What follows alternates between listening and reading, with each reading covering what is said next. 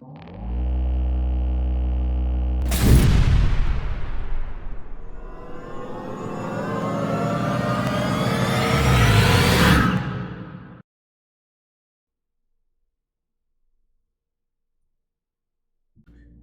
morning, good morning, good morning, and welcome back to another episode of the Mysticism Decoded podcast. I am your host, Aleph Lev. In today's episode, I wanted to continue on narrating and analyzing the gateway process. We are up to section 21, dimensions in between. And this is a very interesting portion, which I'd like to connect you to the old Disney story of fame, Alice in Wonderland, where we're going to see young Alice is actually the product of an author who is highly intelligent, a mathematician, and also someone who is aware of occult work and philosophy. And again, the word occult, it simply means hidden. It does not have any negative connotation associated with it, except for in modern times by people that don't know what they're talking about, and they only use it in the context of speaking about negative groups or things or events. So without further ado, let's get right into it. And then I have an article or blog post by a doctor that I want to go over with you guys.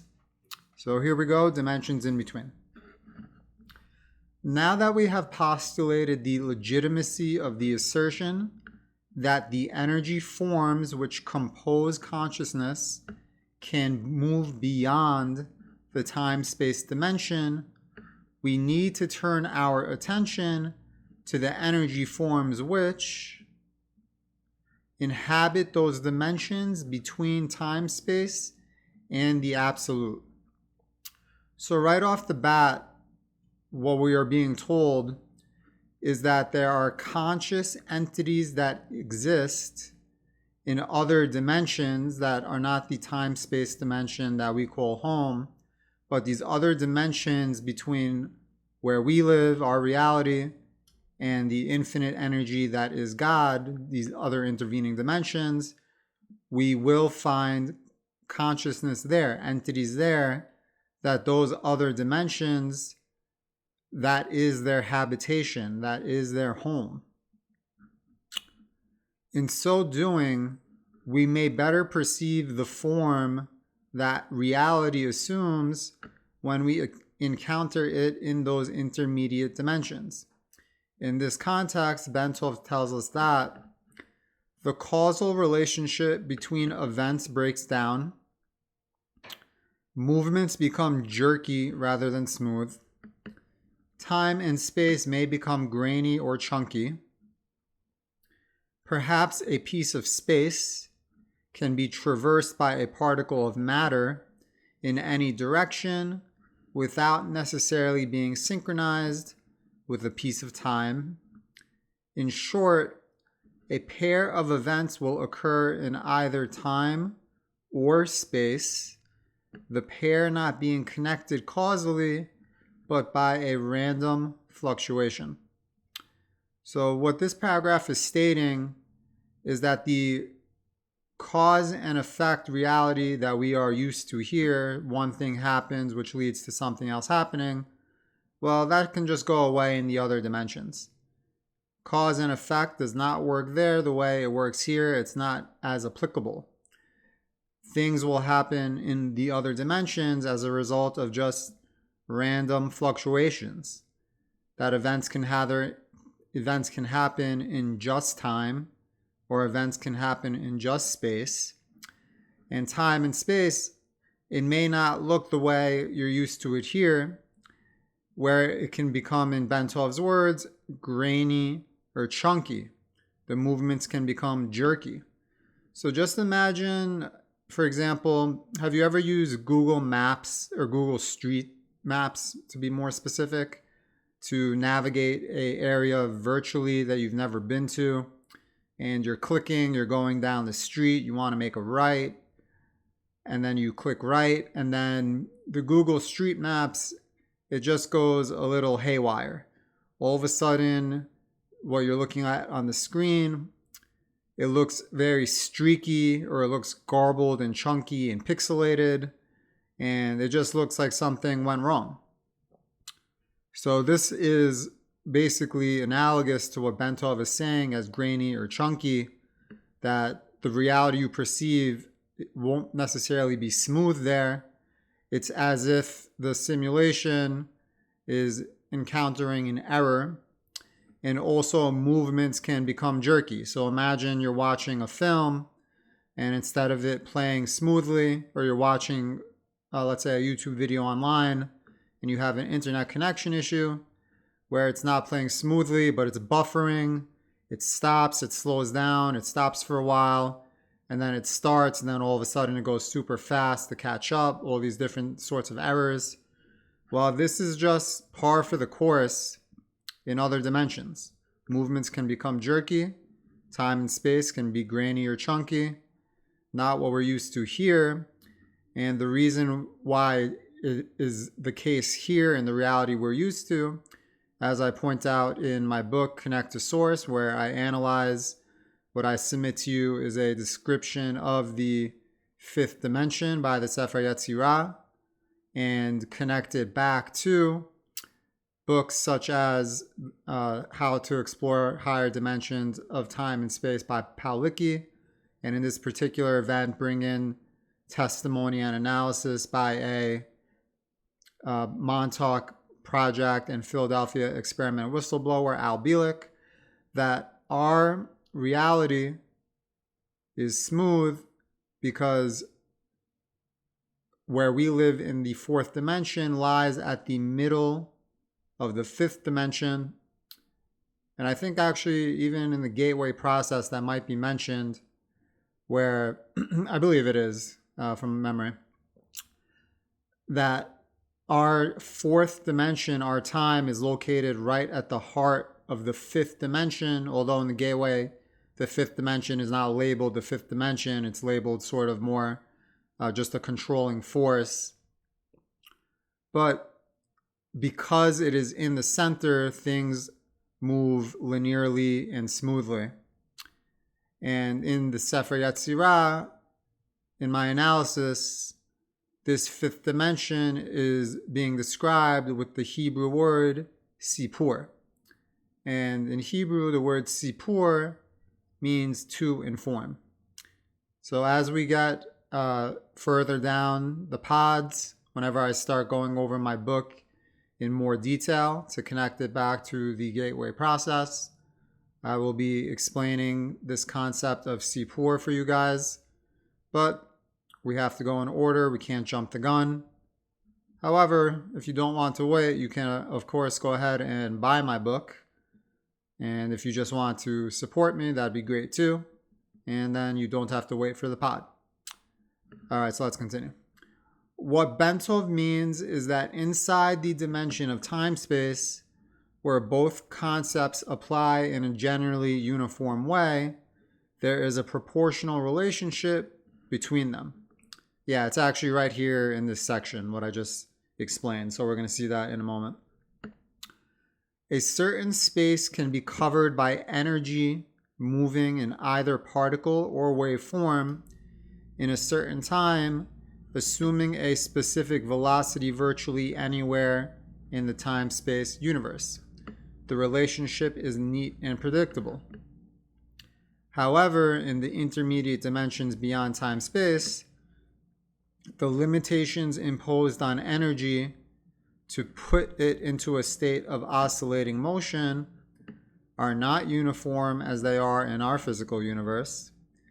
A myriad of various distortions and incongruities are thus likely to be encountered, such that our nice, neat assumptions concerning the relationship between time and space as we know it in this dimension do not apply. But even more important, access is opened to both the past and the future when the dimension of current time-space is left behind. Okay, so it's actually not in this paragraph. My memory is betraying me somewhat. I do believe it's mentioned elsewhere in the document that we'll get to, from what I do remember. that the force involved is what's keeping things linearly, and our time-space dimension, our fourth dimension of time, is at the heart or middle of that fifth dimension. And if it's not in this document, then I apologize, but that is the case I make in the book, and I do certainly connect that back to the whistleblower testimony of Al Bielek regarding the relationship between the fourth and fifth dimension in videos, lectures he did explaining the Philadelphia experiment and Montauk Project and the science of invisibility and time travel, which again, these are going to be their own pods in the future too.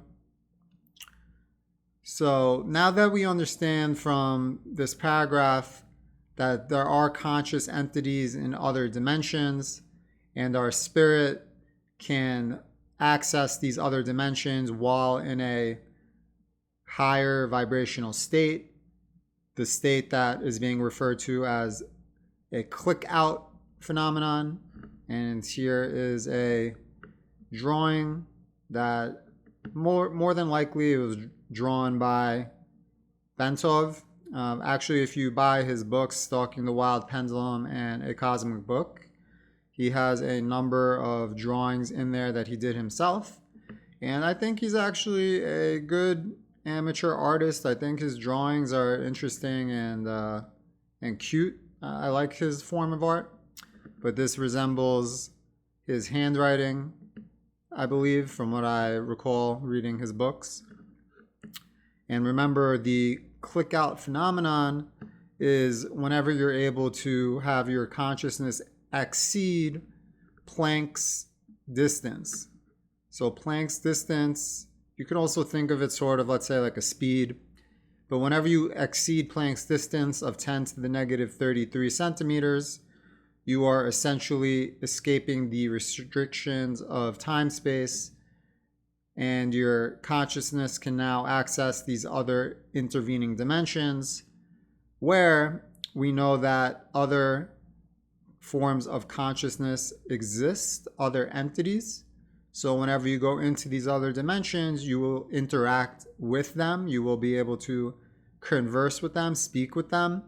But one thing to keep in mind is that not every consciousness you may meet in these other dimensions necessarily is purely benevolent and has your best interest at heart. So they can have their own agenda. They can purposely manipulate you or mislead you. And it may be something that you would like to avoid or potentially even need to escape from. So in future pods as well, whenever we're covering the Emerald Tablets of Thoth, Thoth in the Emerald Tablets, he is describing his astral travels.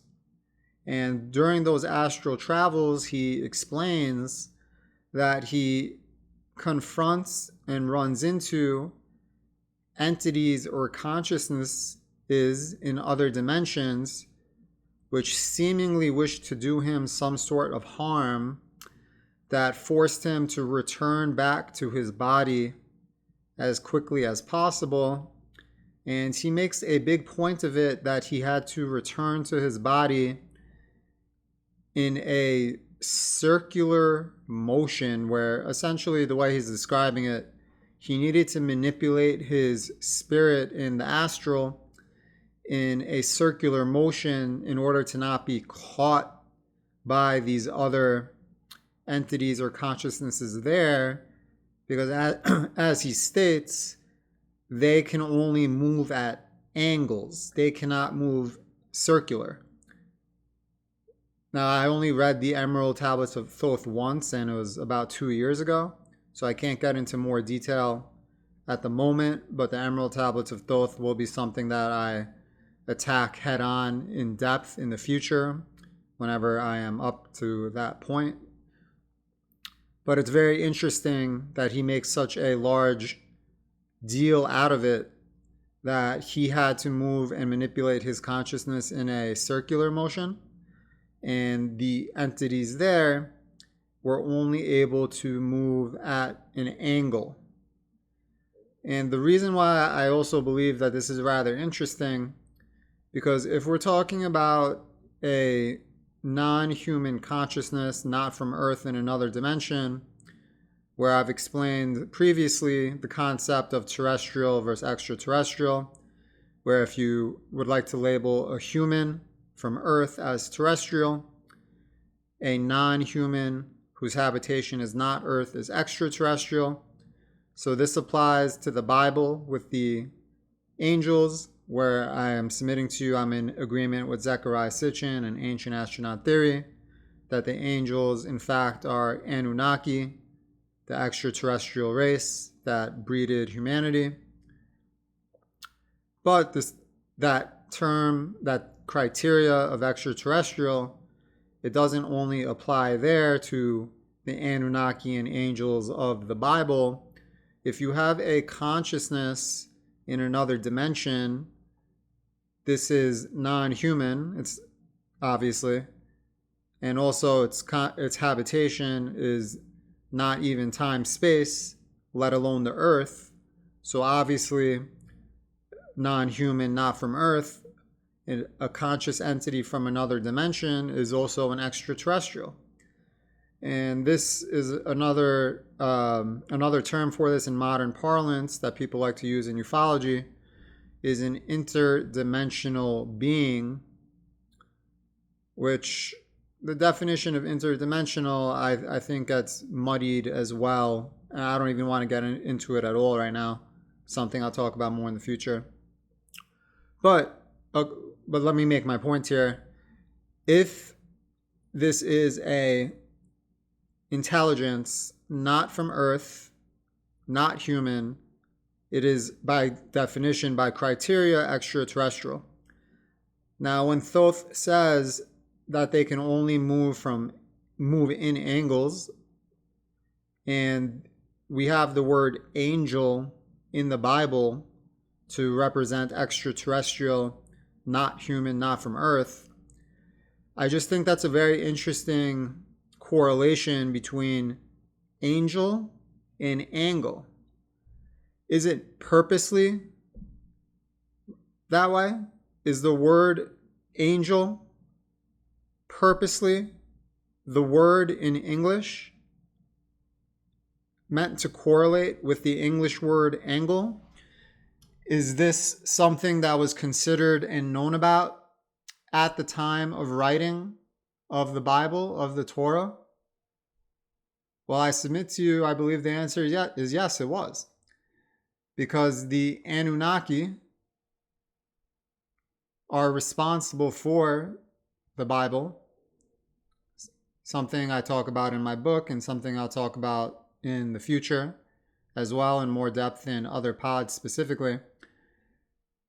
But I'm submitting to you that the Anunnaki, specifically the Enlilites, the team of Enlil, aka Yahweh, aka Pharaoh Geb,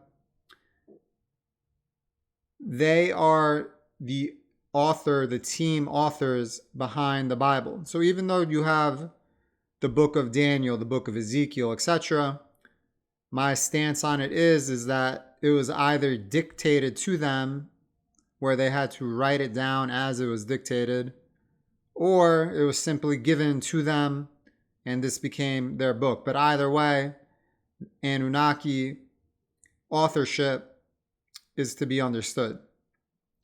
And I'm also making the case that the language of English that has become the modern dominant language was known to the Anunnaki in ancient times. In fact, just like every other language, and English derived as a production of Anunnaki technology, because not only is Hebrew the only language with gematria built into it, but English, and whenever you look at math and the numbers associated with the English alphabet, it's a master plan language. It's indisputable. Also a topic worth its own pod. But essentially what I am stating is that it was known in the ancient times, at the time of the writing of the Bible, that the English language would become dominant. And there are English words or future English words that are built into the Bible, not just angle, angel, but other words as well that were built into the Bible that would become prominent in the future language of English. And I'm submitting to you that with their knowledge of the future, with their master plan languages, they were aware that English would become the dominant language, as was their plan. And also it is a product of their technology, like every other language.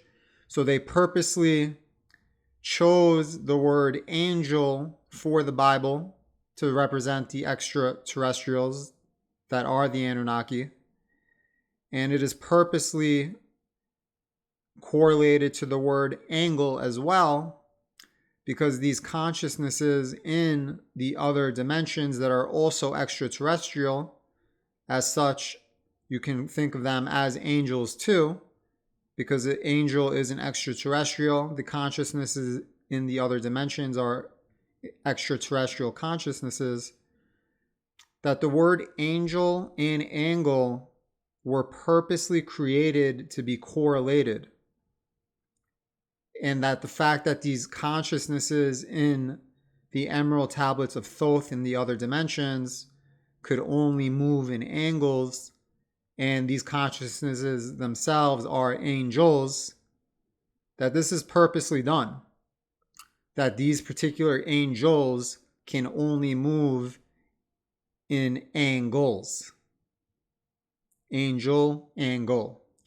And I know that this is a topic that at least one person has brought up, and that person is William Donahue, who he's older, but he has a YouTube channel with 250,000 or so subscribers. I don't think he actually produces videos anymore, and the videos he has up there are old, probably from the 80s or early 90s, from lectures and sermons. But I have seen him create a video on this relationship between angle and angels. And just as I was going through this paragraph, it sort of came up to top of mind, and I made that connection as well. I forget how Bill Donahue connected angels and angles. I'll have to go back and watch his video. It could be in a similar manner. I watched it, years ago. So he may have brought up the same point. I have to double check that. But angels and angles, not an accident, I don't believe. And we have proof of that reconfirmation from the emerald tablets of Thoth. So I'll definitely be going into that deeper in the future whenever I start analyzing the emerald tablets of Thoth for the channel. Now, as I stated in the beginning of the pod, the movie Alice in Wonderland actually has very, very deep esoteric meanings behind it, even though it is a children's movie. The author of Alice in Wonderland is a mathematician who also has great knowledge of the occult. And again, the occult is not a negative word inherently. It just became that in modern times. But occult means hidden. And of course, it's just another way of describing this esoteric world of mysticism.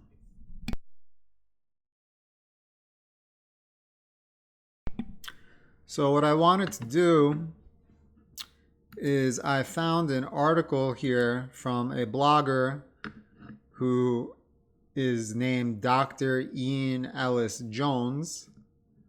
And seemingly this is an older blog. Looks like he took a hiatus some time ago. But he wrote this blog in June of 2012 titled Alice in Wonderland, The Ancient Wisdom. and he explains the meaning behind the characters and the implications of other dimensions and the consciousnesses that inhabit those other dimensions.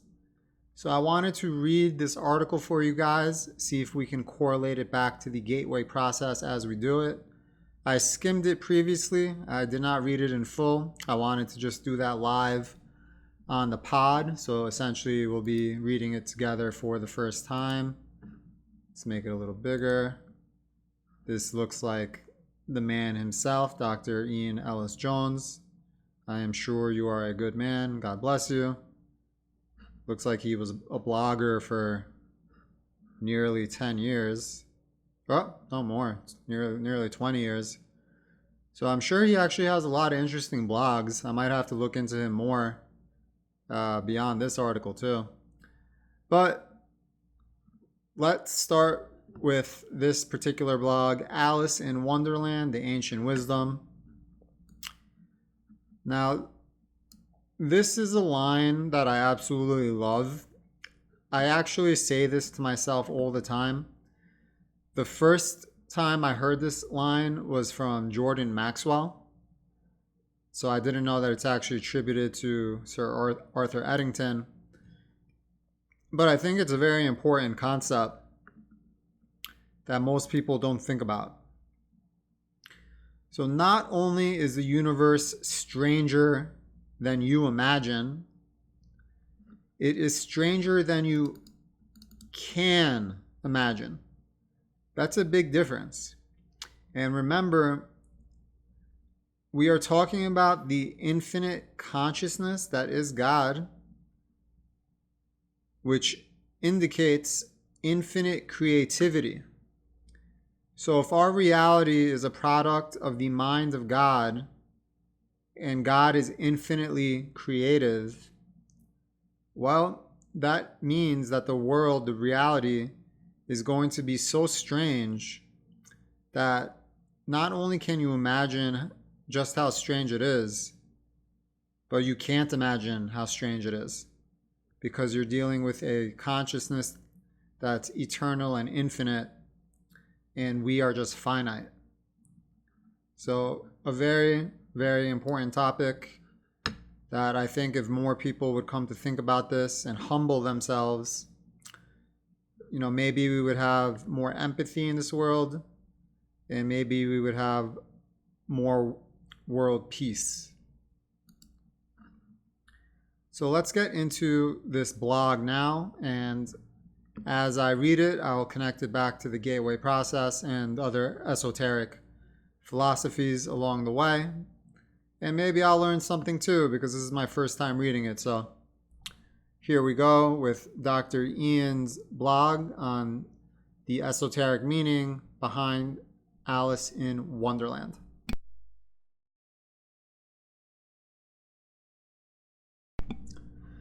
Much has been written about Lewis Carroll's tale, Alice's Adventures in Wonderland, and its sequel, Through the Looking Glass. I actually never heard about this sequel. That's interesting. Suffice to say that we have more here than just stories for children. The book's encoded subtexts are full of ancient esoteric and literary symbology.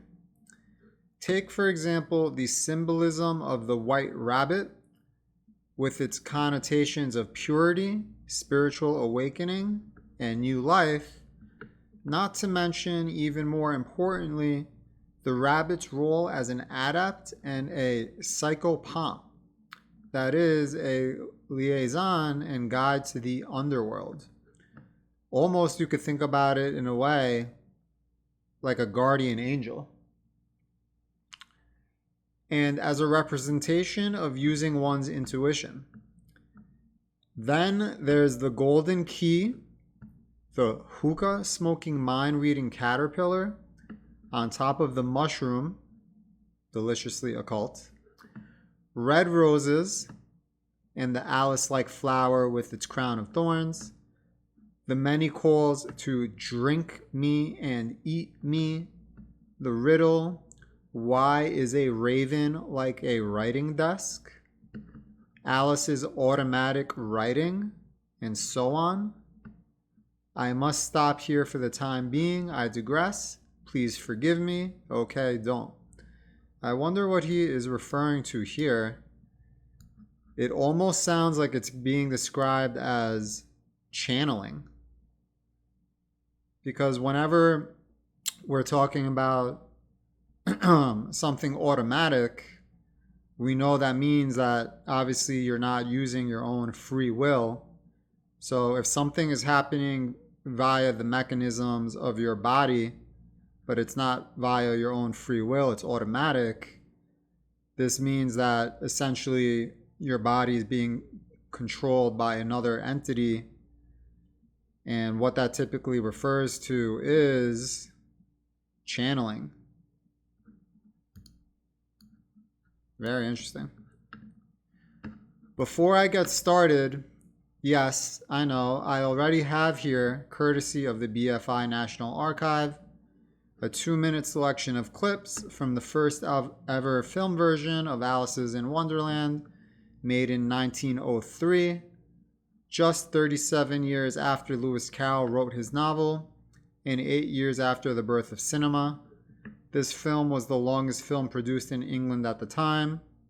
I'm not going to play the clips now, but I'll put a link to this blog in the description of the YouTube video, and you can come watch those clips if you like.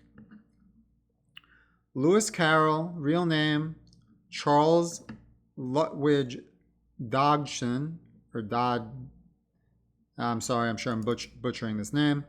Dodgson, pictured below left, had a great interest in the occult, and in particular, Rosicrucianism, and in what is sometimes referred to as the ancient wisdom or perennial philosophy.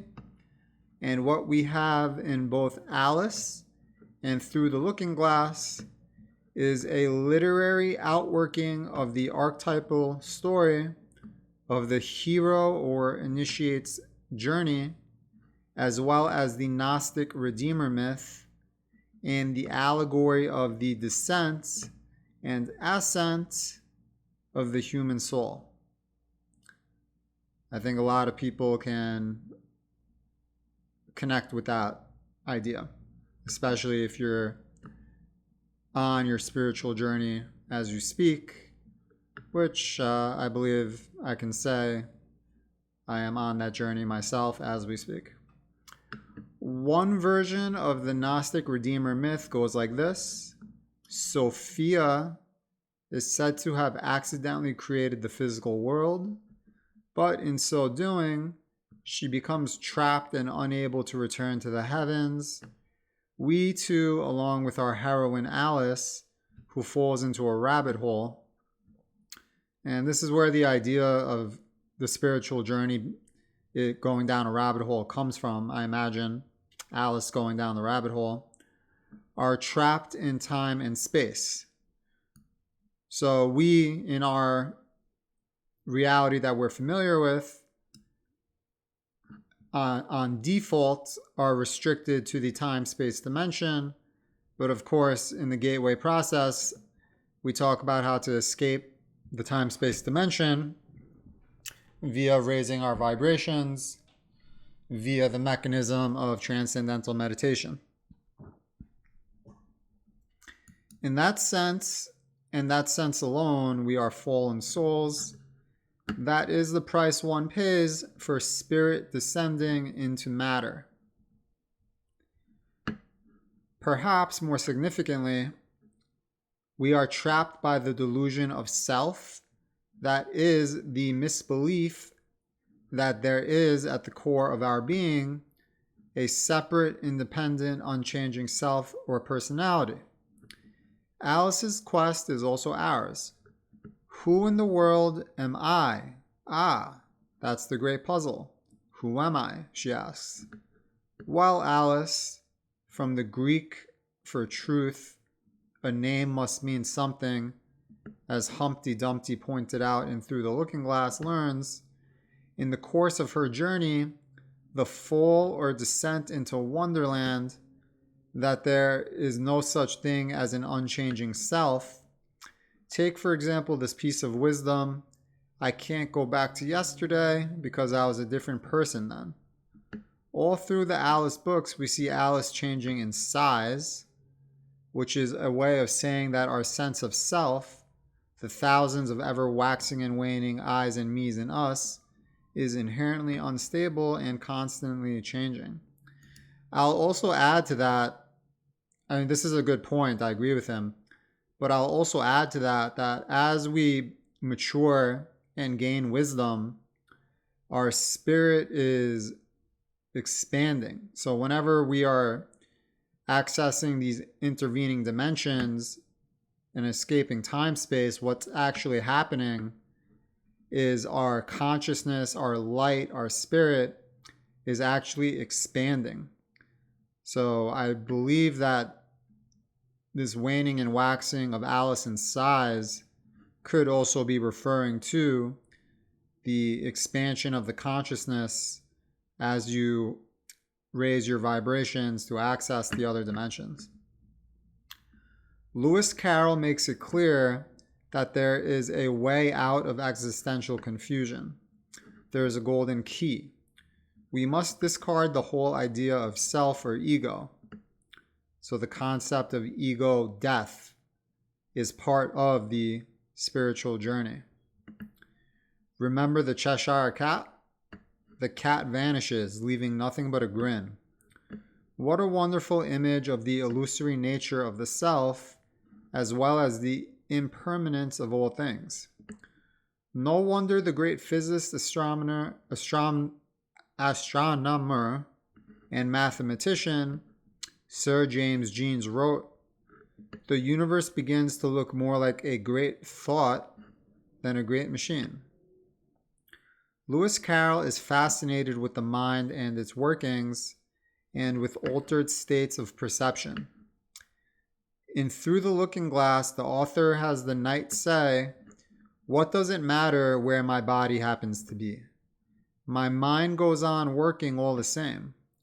Not only that, but if the Alice books prove anything, the conscious mind can at times become completely lucid to the unconscious. That's a really powerful statement. Let's read that again. Not only that, but if the Alice books prove anything, the conscious mind can at times become completely lucid to the unconscious.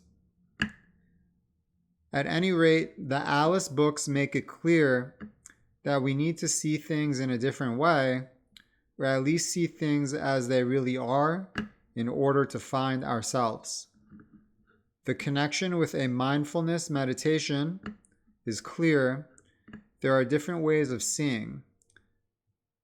That is what the word vipassana means. The word is composed of two parts. Vi, meaning in various ways, and passana, meaning seeing. So vipassana means seeing in various ways, as well as seeing things as they really are. Back to the ever-vanishing Cheshire Cat. It is the cat, a symbol of divine wisdom in ancient Egypt, who tells Alice to take a shortcut and go to the queen. Very sound advice this cat gives. So seemingly the queen here represents God consciousness. And this seemingly is an allusion to the state of samadhi, which is the Hindu word for merging your consciousness with God consciousness. Now remember when Alice plays croquet with the Queen of Hearts? Croquet with flamingos for mallets and hedgehogs for balls? Quaint. Well, the queen is in all of us.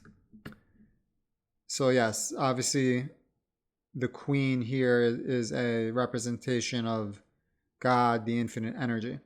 While the queen is in all of us, the queen has that mentality held by so many of us.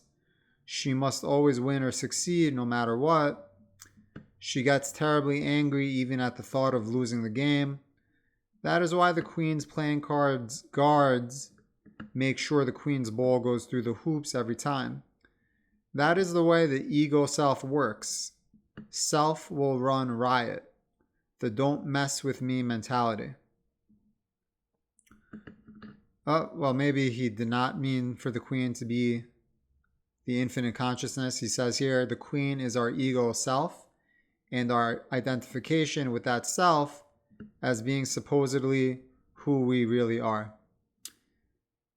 You know, I haven't read Alice in Wonderland. I haven't watched the movie for quite a while.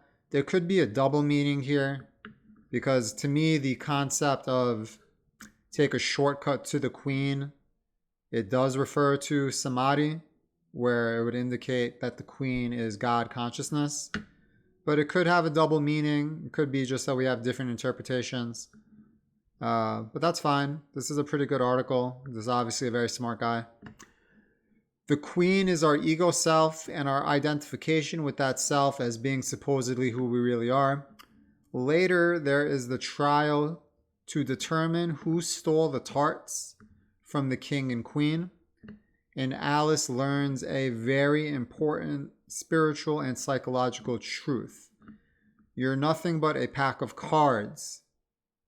Alice accuses the characters who rise up and fly at her. Wow. Alice has a spiritual epiphany of sorts and comes to know the true nature of existence. Namely, everything is impermanent.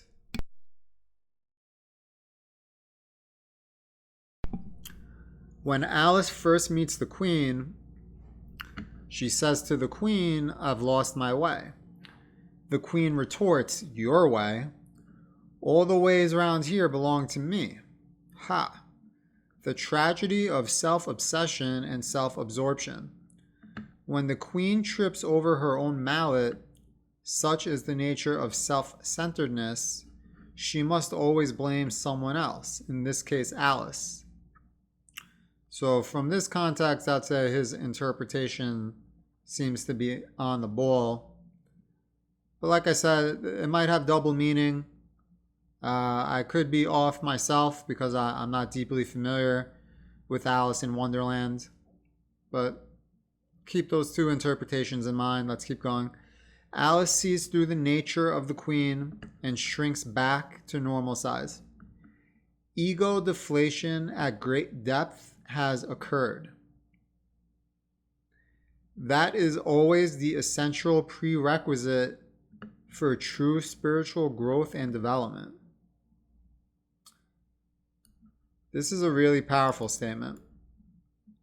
So what this is indicating is that in order for spiritual growth and development to occur, you must fulfill the prerequisite of essentially ego death. Or he's referring to it as ego deflation. But either way, we are talking about a substantial humbling. So how can that humbling come to bear? It can come to bear in myriad ways, I imagine. It can be financial loss. It could be physical injury or illness. It could be a temporary bout of insanity. It could be a loss of friends and family who don't want to take the journey with you. All of the above serves to also isolate you, where we know a hallmark of the hero's journey, which is an AKA to spiritual journey and development, is isolation. Very, very, very powerful statement here. Prior to spiritual death, prior to spiritual growth, you need to endure ego death. It is the hallmark of the conversion or initiation experience. Alice finds herself in a maze. She runs and runs and eventually sees a tiny door. The door is always tiny, like the proverbial camel through the eye of a needle. Alice looks through the keyhole. Remember, no matter how far we have fallen or strayed, we can always get a glimpse of the way out, and she sees herself asleep under a tree. Alice hears a familiar voice calling her name. She opens her eyes. She awakens. What powerful imagery! The ego self has gone. In its place, there is the authentic self, the person that each of us really is. When Alice first falls into the rabbit hole, there is darkness. Naturally, cupboards, bookshelves, pictures, lamps, and mirrors all float past Alice as she falls. These things represent everything that holds us back. So essentially, materialism, the material world. If we would travel far, we must travel light. And think about that double meaning of light, where our spirit, our soul, is actually a piece of light slivered off that infinite light that is God. Material and earthly things, and even our intellect and sense of self, hold us back. We must let go of all these things if we want to see and know things as they really are. Like Alice, we must remain forever curious. For curiosity, one of the important features of a mindful mind, is essential if we would see things choicelessly as they really are. There is so much in Alice of lasting importance. Remember the Mad Hatter's Tea Party, attended also by the March Hare and the Dormouse, all of whom are mirrors to the mind in one way or another. They are celebrating an unbirthday or non-birthday, which is any day that's not one's birthday. What a powerful image of the nature of unreality, that is the illusory nature of existence. An unbirthday is when nothing happens, but nothingness, that is no thingness, is everything.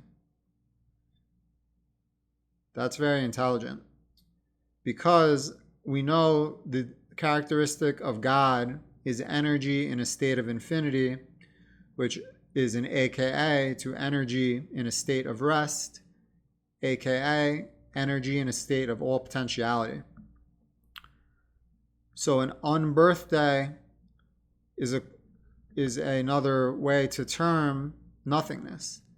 And in the Sefer Yetzirah, or Kabbalah as a whole, one of the terminologies for God is the infinite nothingness.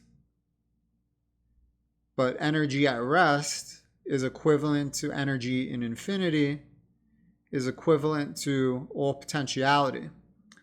And we only have form and individuality and frequency and location when energy is confined.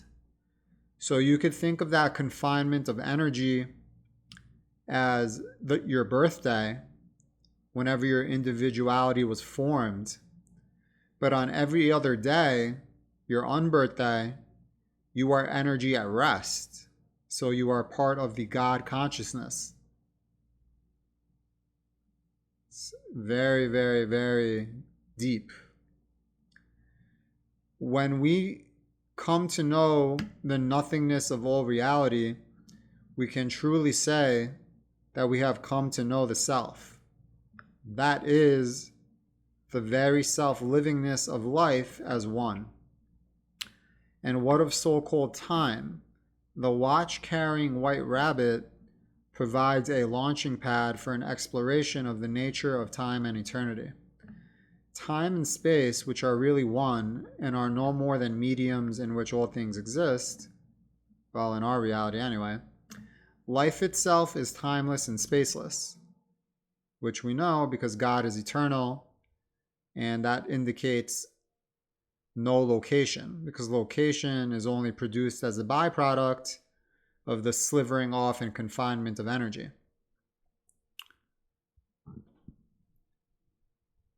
So whenever God is in an infinite state, he is outside of the time-space dimension, and time-space exists as a result of the confinement of energy, and that is why we are restricted to it, because we are confined energy, and that is our habitation until we raise our vibration and expand our consciousness to the point that it is energy in infinity, that we are exceeding Planck's constant, and we are rejoining God, or God's energy, God's body, the term samadhi in Hinduism. Time and space, which are really one, are no more than mediums in which all things exist. Life itself is timeless and spaceless, with everything contained within the now. All duration or time is total and complete in the now. And through the looking glass, we find the Red Queen crying faster and faster as Alice runs hand in hand to keep up with her. We read the most curious part of the thing that was the most curious part of the thing was that the trees and the other things around them never changed their places at all. However, fast as they went, they never seemed to pass anything. I wonder if all the things move along with us, through poor, puzzled Alice. Also, the mad tea party Alice is told by the Hatter, it's always 6 o'clock now. Yes, there is an eternal quality about the now. It is forever new. And what of the path? Well, there are lots of paths in Alice, but none of them really lead anywhere. Funny that in Through the Looking Glass, Alice remarks, here's a path that leads straight to the garden of live flowers. No, it doesn't do that. How curiously it twists. It's more like a corkscrew than a path. And so we find Alice wandering up and down and trying turn after turn. So must we. We must never become complacent and settle for just one version or brand of truth, say the church or religion we were born into. Alice asked Tweedledum and Tweedledee, which is the best way out of the wood? The fat little men only looked at each other and grinned. The paths taught by so-called experts, the priests, teachers, saviors, and gurus, are not the true path. They represent other persons' versions or understanding of reality, and they are of no use to us. At one point, one of many such points, Alice has had enough of Wonderland and wants to go home. However, she can't find her way out. She finds a path to follow, but a dog with a broom comes along and sweeps the path away. Isn't that always the case? But that's a good thing, really. We don't need paths, at least not those sorts of paths.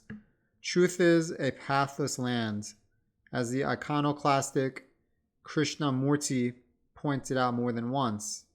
Why? Because we are always in direct and immediate contact with truth or reality at all times. There is no separation or distance to be made with the subject of a path or otherwise bridged by some supposed mediator or savior. Sad we don't realize that to be the case. Alice then hears the voice of the Cheshire Cat telling her to go to the Queen. The cat refers to a shortcut, and that is which I have referred to above, namely the letting go of the notion of self altogether, with all that entails. That is indeed the shortcut. And the moment-to-moment practice of mindfulness in a wonderful means of freeing oneself from the bondage of self. In a very profound sense, there is no path, for as mentioned above, a path presupposes a separation or distance between the person that each of us is and reality or truth itself. The only apparent separation or distance is the illusion of self, which we must eliminate. Ego death. The Queen constantly shrieks, "Off with her head." However, it is the Queen's head, the ego self, which must be topped. Alice learns that not only is there no path, As such, except the shortcut referred to above, there are also no rules.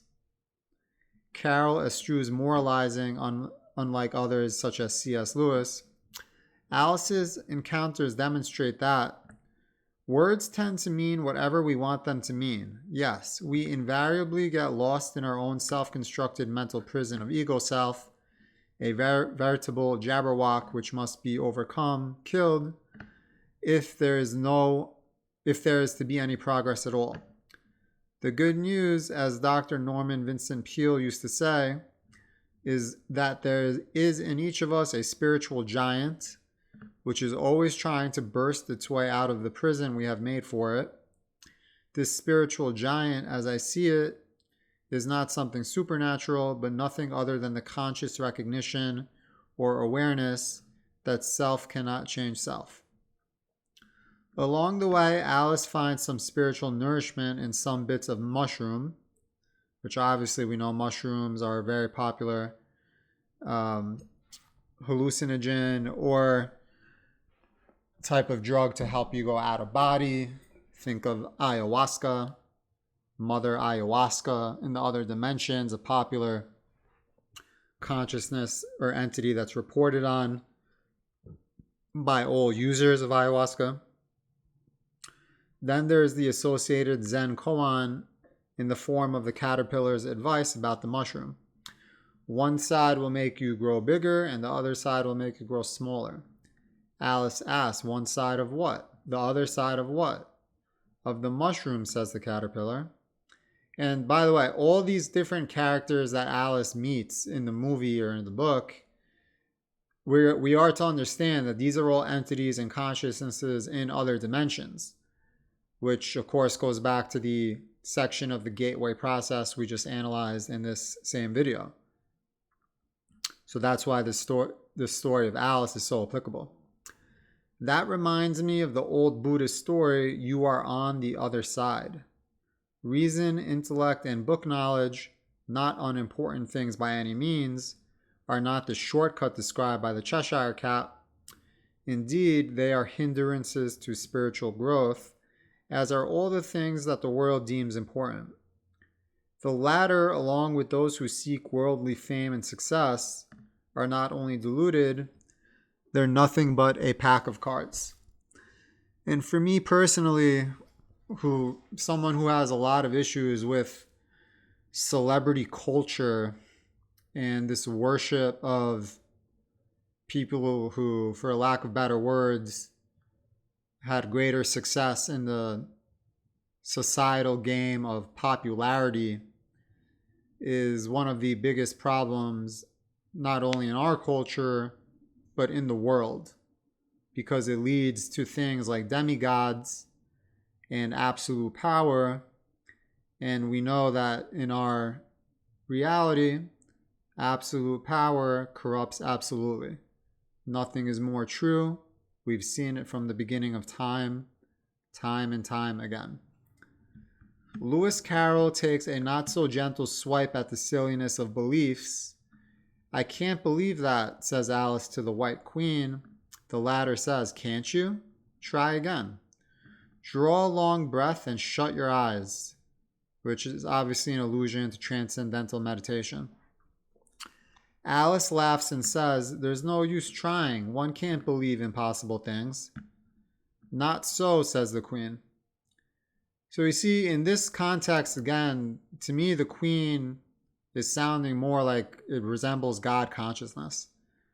So I think it's polysemous in this way, where the definition or context of the word is indicative of what the word is meant to mean in that context. So seemingly in some instances it's meant to mean your ego, and in other instances it's meant to mean God consciousness.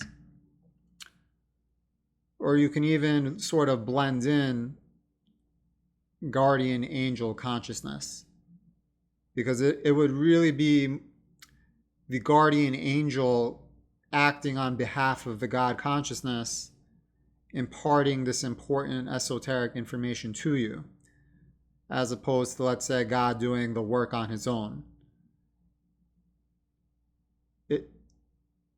it is to be understood that even though all consciousness are a confinement of energy, and in that way we are all God, but that infinite energy, that infinite consciousness, although you can merge with it in a state of samadhi, outside of a state of samadhi, it is not a direct, immediate communication between the God consciousness and your ego, yourself. There's always an entity or consciousness employee in between. And in this instance, I believe it is meant to refer to what we refer to ourselves as guardian angels, the ones that watch over us, the ones that guide us, that have our best interests in heart, that want to see us succeed and want to see us successfully finish our spiritual journey and complete our mission along the way, whatever that mission may entail. I dare say you haven't had much practice. When I was your age, I always did it for half an hour a day. Why? Well, before I move on, this is an allusion to you should be practicing transcendental meditation on a daily basis. So I believe, without having any additional evidence, it's rather obvious to me that Lewis Carroll is someone who successfully mastered the art of going out of body, and he must have had his own astral experiences and conversations with entities and consciousnesses in other dimensions. He simply must have, because this book is too intelligent and too deep and esoteric to be written in this exact way, having only studied Rosicrucianism or other mysticism. This seemingly is coming from someone who's had the experience themselves, in my opinion. Why? Sometimes I've believed as many as 6 impossible things before breakfast. So do multitudes of adherents of organized religion. They too draw a long breath and shut their eyes, believing as many as 6 impossible things before breakfast. Shakyamuni Buddha referred to beliefs as thought coverings or veils, which block and distort reality and thus prevent us from knowing and experiencing things as they really are in all their directness and immediacy. And this is referring to the mass misunderstanding and mistranslations of Bibles and other books of other religions by the 99% of the world that confuse the Elohim for Ein Sof in the case of Judaism, the Anunnaki for the Creator God. And you can fill in the blank for whatever words apply to the same concept in other religions. In addition, beliefs are always someone else's version of reality, the result of someone else's conditioned mind, mental habits, and fragmentary thinking. That is the past. Buddha got it right. Do not believe, for if you believe, you will never know. If you really want to know, don't believe. Even if, like Alice, you don't quite understand, always remember this. It gets easier farther on. As Humpty Dumpty pointed out in Through the Looking Glass, such is the reality of knowledge, experience, and understanding. So as it says in the Gateway Process, the terminology to know, K-N-O-W, is stronger than to believe, because belief also indicates that you are still relying somewhat on faith. But whenever you know for a certainty, there is no reliance on faith. So knowing is superior to believing. Alice finally masters the underworld, aka the Wonderland, aka the Looking Glass world, and becomes an initiate, someone who is on a spiritual journey. She awakens to her true being and full potential as a human being. She comes to know the truth. You can too. Choose, like Alice, to be mindfully different, and don't forget the shortcut. The shortcut being ego death, and I'll also submit to you in my interpretation, the shortcut being to take that journey, to take the steps necessary so that you can eventually reach that state of samadhi and merge with the God consciousness via transcendental meditation, which of course is what the entire gateway process is all about. And that is the series that we're covering now. So I have to say, Dr. Ian Ellis Jones, you wrote quite a blog post here. God bless you. It certainly makes me want to check out your other blog posts. Very well written, very intelligent. And now we can understand not only the meaning behind the stories in Alice in Wonderland, but that the gateway process, where it tells us that there are consciousnesses in other dimensions,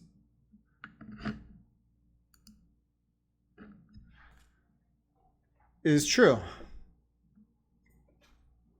But if you haven't experienced it for yourself, you're still depending on belief or faith. But that's why it's so interesting that although this sounds like sci-fi, this is actually a repeatable science. Anybody is capable of confirming this on their own for themselves. It's just that it's an esoteric science, not exoteric. So you have to be able to become skilled enough where you can click out your consciousness as diagrammed here by Bentov in the gateway process, exceed Planck's distance, and then you can access these other dimensions, you can meet these other consciousnesses, gain the knowledge, all the way up into the point of being able to merge with that God consciousness, which in Hinduism, they provide us the word samadhi. So I hope you guys enjoyed today's pod, connecting to Alice in Wonderland. I'm going to put the link for Dr. Ian's blog post in the description as well.